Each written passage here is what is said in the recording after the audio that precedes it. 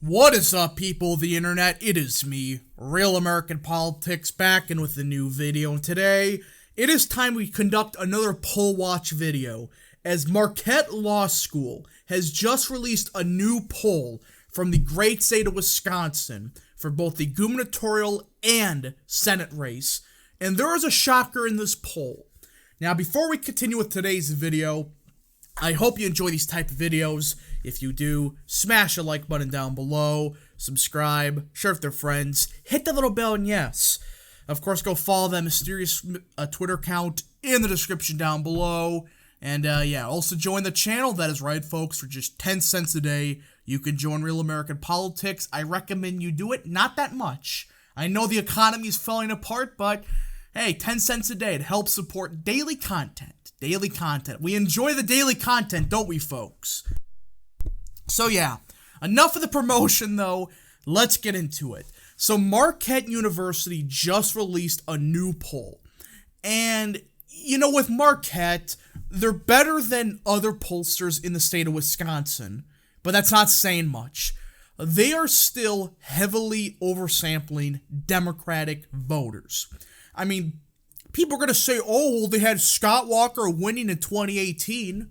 Yes, after 3 months straight of having Scott Walker down by 5 to 6 points. Here's the issue with Marquette. They do the same crap every single cycle. They have Democrats with a huge lead for most of the summer and fall, but then the week before the election, it suddenly tightens. Bullshit. People don't suddenly say, I supported Tony Evers for 99% of this election, but this last week, I'm suddenly going to enthusiastically vote for Scott Walker. You gotta be kidding me. And Marquette does this every single time. But even they are struggling to get Tony Evers up. So let's start with the governorship, because we're talking about Tony Evers, who won in 2018 by such a slim margin in a blue wave that anybody with a brain would understand. Yeah, he's done. But look at this. Tim Michels is at 43%, while Tony Evers, who should be in the 50s, according to Marquette's past, alright, he's only at 47%. 47% of the vote. As an incumbent governor in a state like Wisconsin, that is terrible.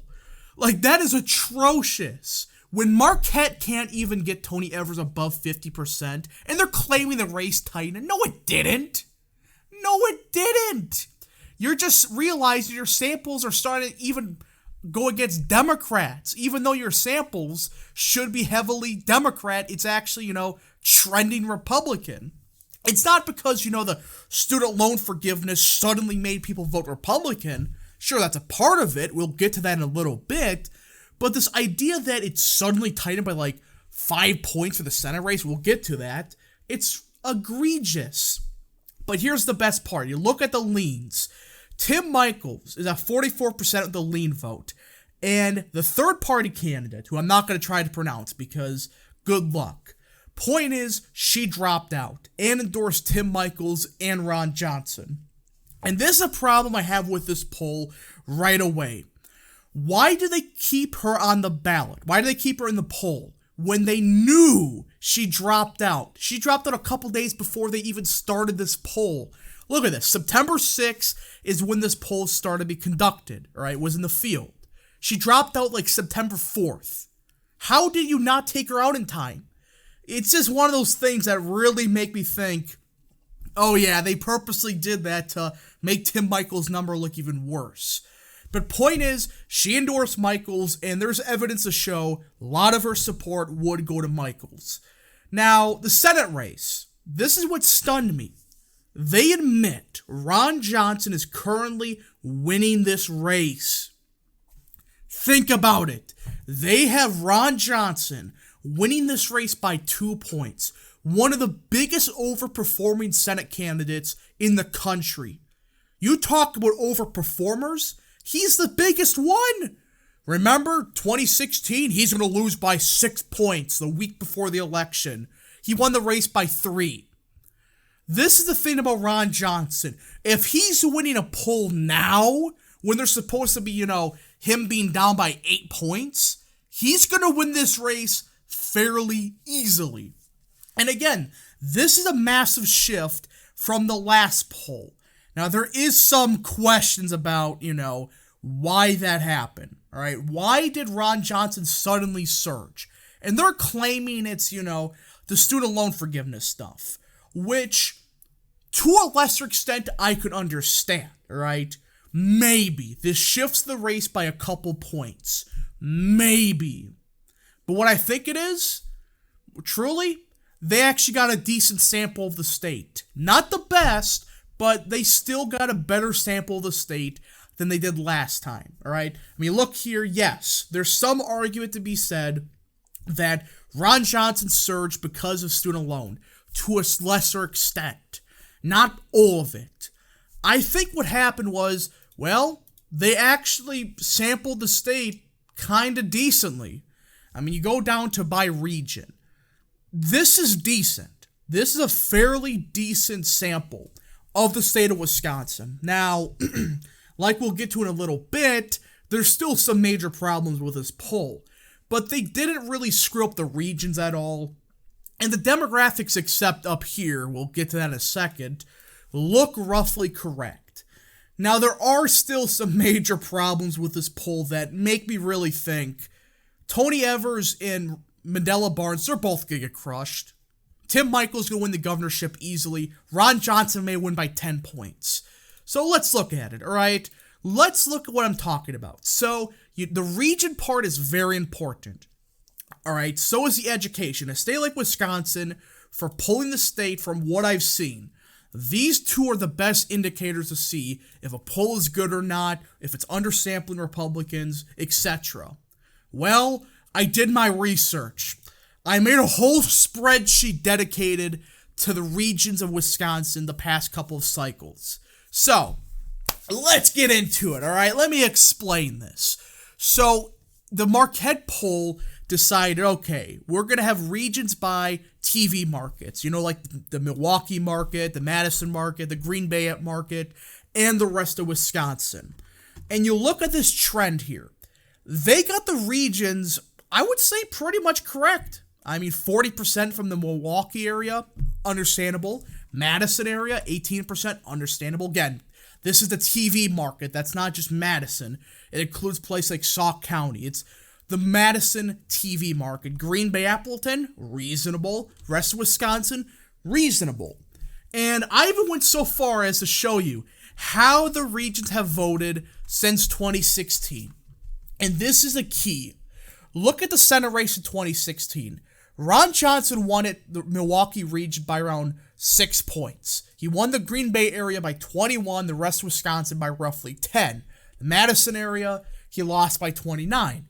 Trump did better in the rest of Wisconsin and Madison than Ron Johnson did, the region, the TV market, but did significantly worse in the Milwaukee region. All right, so that gives you understand. I mean, we could go here and look at this. This is the Madison TV market. It's like southwestern Wisconsin, this region here. Of course that Trump did way better here. I mean, look at this. Ron Johnson, didn't win much here. He won Grant County. Whoop-de-doo. Compared to Trump, he won places like Lafayette, Richland, Crawford, and a couple others that are in the Milwaukee, or I should say the Madison TV market. And Scott Walker in 2016, or 2018, fairly similar results as Ron Johnson. He did great in the Milwaukee region. You see here, he did pretty good in the Milwaukee region. He won it. But he didn't do so hot in the rest of the state, in the Madison area. I mean, he did terrible in the Madison region, all right? The Senate race in 2018, of course, Vukmir, she got obliterated everywhere. Even she almost lost the Green Bay area, all right? But point is, that's all you need to know. The Milwaukee region is getting a bit more competitive. The Green Bay region, fairly Republican. Madison, fairly Democrat. Rest of Wisconsin leans Republican. Here's the problem with this poll. I looked inside the numbers. This is the swing by region for the 2022 races right here. In Milwaukee, They actually have Ron Johnson doing about a 0.7% better than he did in 2016. The Madison area, essentially he'd be running a bit even with Trump, all right? Maybe a bit more than Trump. But here's the problem with this poll that we'll get to in a second. The Green Bay area. Now, Green Bay is an interesting market, all right? It's an interesting area. There's a lot of parts trending Republican. There's a lot of parts trending Democrat. And 2020 was kind of a wash, all right? Trump did about a point worse in the region, but when you account for, national trends, it trended by like a point or so Republican. But here's the problem. They have Ron Johnson doing 14 points worse than he did in 2016. Tim Michaels, 11 points worse than Scott Walker did. I hate to break that to you. That's not going to happen. That is not happening. And I think I know what happened, all right? So this poll is claiming that Green Bay area is going to swing heavy Democrat. Bullshit. Bullshit. It trended Republican in 2020. What's it going to make swing 14 points Democrat? Yes, it swung heavy Democrat in 2018, but it was a blue wave, and the Republicans kind of had some weak candidates on the ballot. So what's causing this magical shift? I think I know what it is. Look here, methodology. You notice how I said the education part. This is the problem with this poll that I think they screwed up big time. How they weighed education. Look at this. Their unweighed sample for less than high school and high school was around, 7 points less than the weighed amount. Some college, same deal, about 2 points. Associate's degree, 2 points more. You see the problem? All right, postgraduate, they heavily oversampled. So here's what they did. They oversampled, the postgraduate vote. All right, these voters are essentially only in Madison and Milwaukee. But these less than high school or high school voters, who there are plenty of in the Appleton region, they didn't poll them. All right, they did not poll these voters in large enough samples where weighing them up by that much would cause such a mess in the polls that it wouldn't go well. All right, point is, I'm not a polling expert. But when you go up, or when you weigh up that much, it could cause some serious problems. And you look inside the polls, they have like the high school vote being tied and something like that. It's like, that's exactly what happened. They didn't pull enough high school or less voters. Some college or less voters. They've oversampled postgraduates when you're really supposed to oversample the high school voters. Because these voters are some more Republican votes, and they're trending more and more Republican.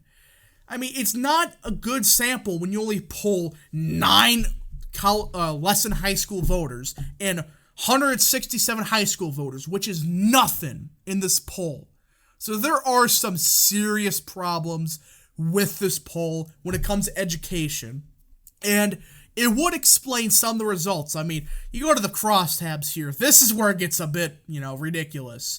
They have Ron Johnson winning the 18 to 29 vote by over 30 points. But somehow, Mandela Barnes carries the 30 to 44 group and the 60 plus group.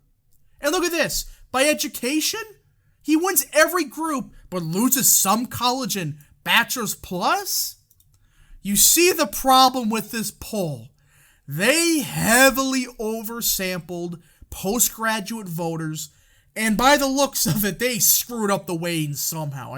How does Ron Johnson win by 30 with young voters, but somehow he, wins the high school vote by only like 20 points in a red wave year? That's just ridiculous. Guys, you can make the argument that, okay, there's small sample size, but even then, how in the world do you even get that? I don't know. I don't know how in the world you can even get anywhere close to those results. So there are some major problems with the poll, but even Marquette admits Ron Johnson is starting to run away with this race. Anyways, folks, I hope you enjoyed this video. If you did, smash the like button down below, subscribe, share with your friends, hit the little bell, and yes, of course, go follow that mysterious Twitter account in the description down below. And yeah, thank you so much for watching. We'll see you guys in the next video. Godspeed to all of you.